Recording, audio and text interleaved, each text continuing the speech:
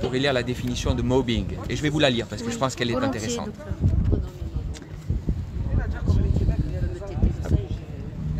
D'abord, je voudrais juste revenir sur une notion importante pour l'Observatoire national de l'action sociale, AUDAS, qui définit l'atteinte à l'intégrité psychique en initiant la notion de cruauté mentale.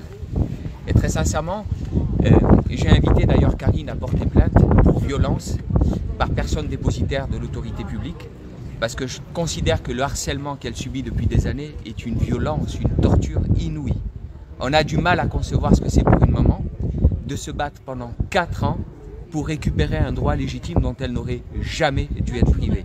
Naturel, mais surtout rien dans le dossier, et c'est acté la bienveillance et l'absence totale de notion de danger. Pour retirer un enfant, il faut une notion de maltraitance ou de danger. La notion de maltraitance, elle est objective. On l'a vu, la notion de danger, elle est beaucoup plus subjective. Donc elle ouvre la porte à tous les arbitraires. Pour des magistrats, encore une fois, un parent trop attaché à sa maman, c'est un danger pour lui. Moi, je considère qu'un enfant trop attaché à sa maman et qui reçoit de sa part beaucoup d'amour, c'est au contraire quelque chose de profondément désirable. Vous voyez que les magistrats et le citoyen lambda peuvent avoir une appréciation radicalement différente de ce qu'est un danger. D'accord ? Donc, ainsi, la cruauté mentale consiste en l'exposition répétée à des situations dont l'impact émotionnel dépasse les capacités d'intégration psychologique. Humiliation verbale et non verbale répétée, et Dieu sait qu'il y en a eu des humiliations, à quel point c'est infamant de s'entendre dire sans raison qu'on est une mère qui ne mérite pas d'élever ses enfants. Marginalisation excessive, c'est Madame Trapp. Elle a déjà fait, voilà, on la connaît, voilà.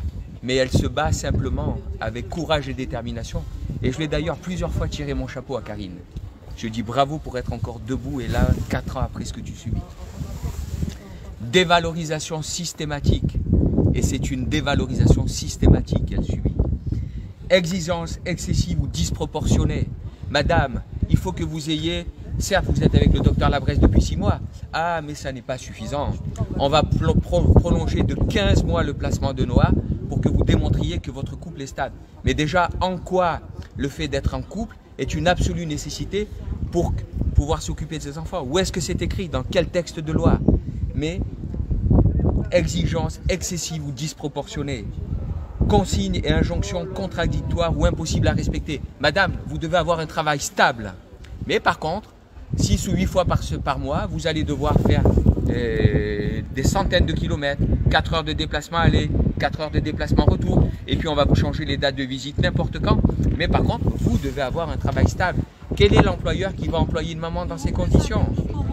Quel employeur va employer une maman dans ces conditions? Cruauté mentale. Cruauté mentale. Et maintenant, la notion de mobbing dont je vous parlais à l'instant, elle est très intéressante. La notion de mobbing institutionnel ou le principe de génocide, ça c'est de façon plus large. Dès lors qu'il apparaît que le terme mobbing, dérivé de l'anglais mob, pointe vers 4 traits distinctifs. C'est un processus collectif.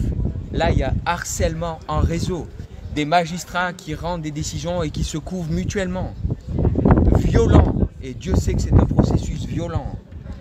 Délibéré, bien évidemment, il y a une intentionnalité derrière claire, pour lequel la psychologie individuelle des agresseurs et de leurs victimes ne fournit aucune clé de compréhension. C'est totalement incompréhensible pour Karine ce qu'elle subit depuis 4 ans.